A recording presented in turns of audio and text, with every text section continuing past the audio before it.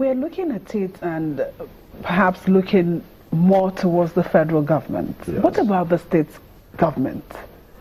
What about the local government? Because you see that he mentioned Lagos State and said the states, invested so much in security. Why don't we look towards the state governors?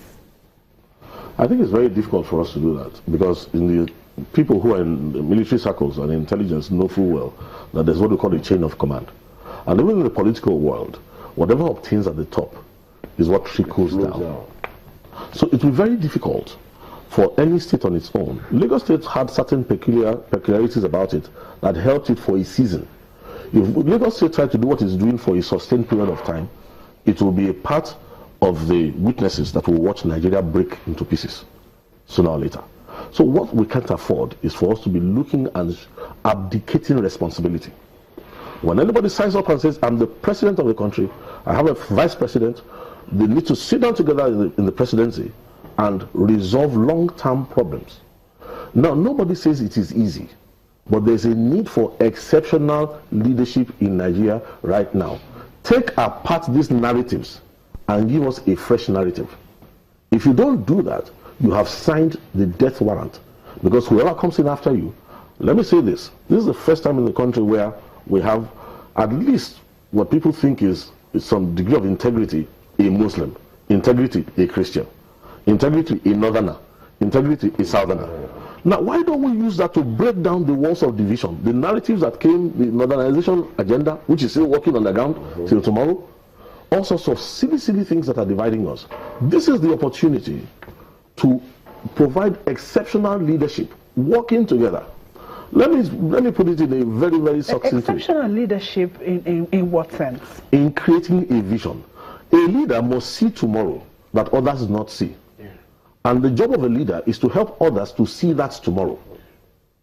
And what happens is this, is that, look, sight, if you look with the ordinary eyes, sight is very discouraging because sight keeps you in today. What vision does is that it takes you beyond today into tomorrow. Sure.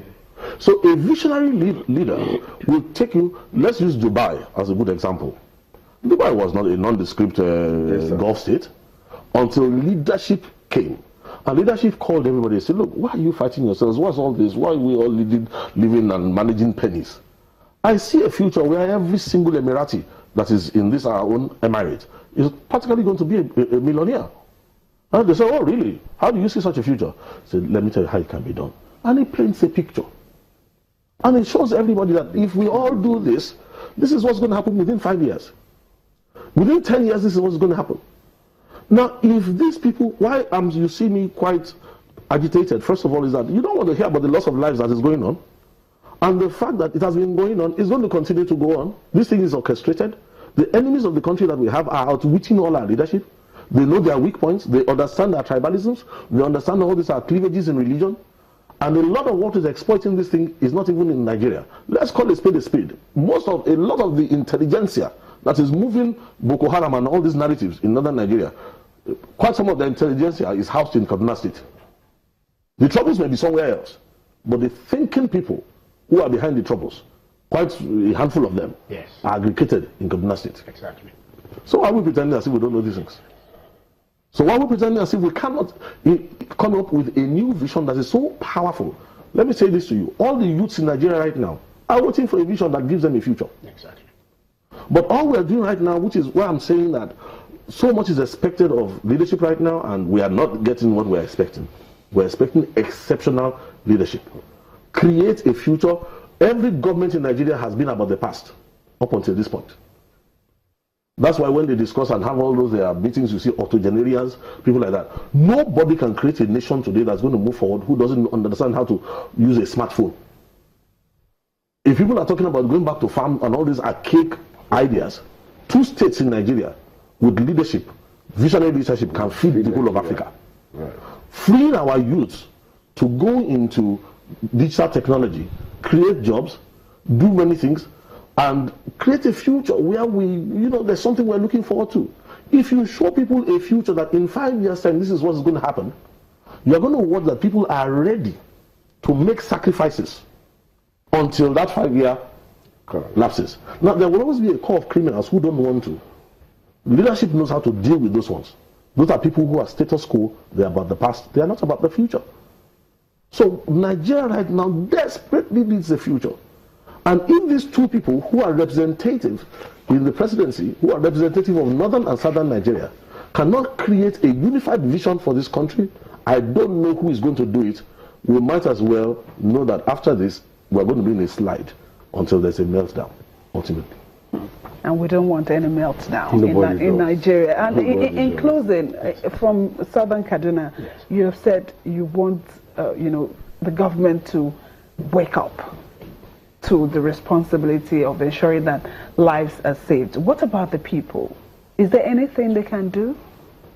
The people can cooperate if the government is visionary enough, if the government is conciliatory enough.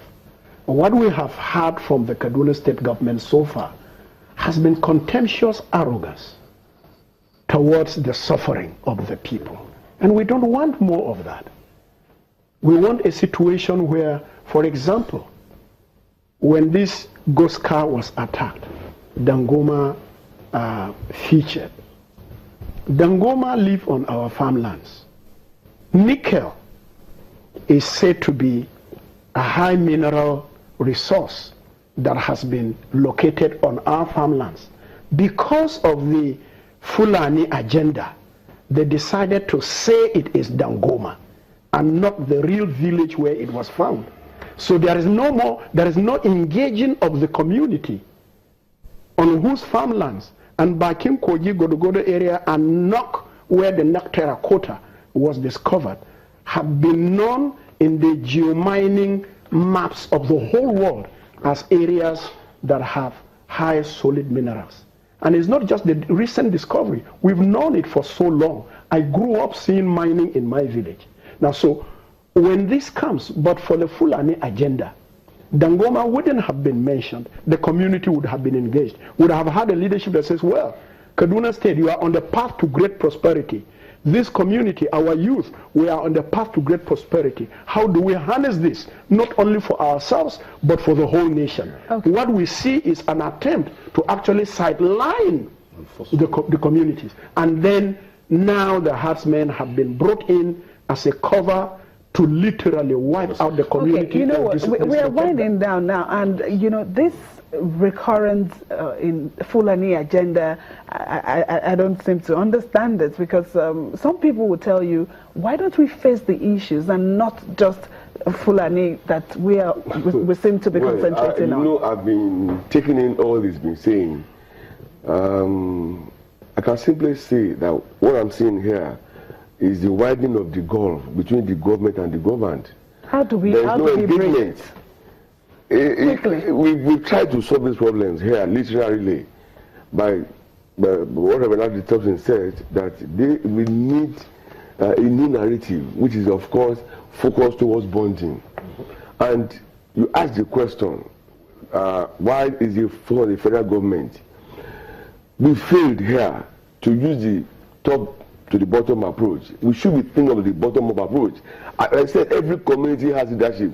Let's begin to utilize the local communities whereby they can relate and see and listen to them and obey them. Then we can grow from there. Thank you so much for coming on this morning. We've been having a discussion on the review of security in Nigeria in 2016, and we have two security experts in the house. Pastor Ladi Thompson, thank you for being here, and Mr. Oladende Ariyo. Of course, we have a resident of Southern Kaduna who's come to share his experience, Barrister Wakili Kadima. Thank you all for being here. Thank you very much.